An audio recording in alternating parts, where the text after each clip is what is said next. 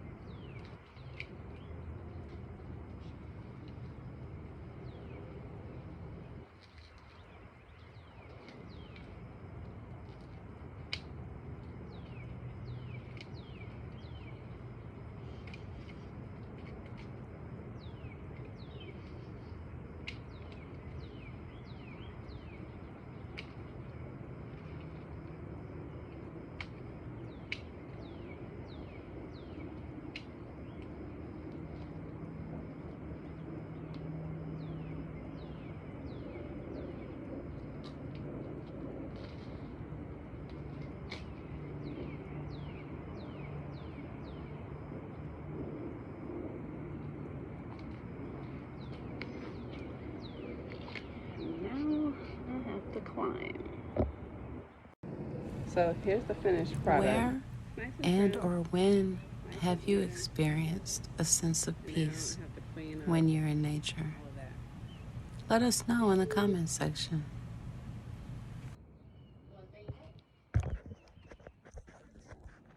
Look, say bye to our family cat. She says bye-bye. Bye-bye, everybody. Next time you're having a hard moment, think about this holly bush. Think about how you have to trim it here and there. How you have to be mindful of the thorns within the stems and at the tips of the leaves.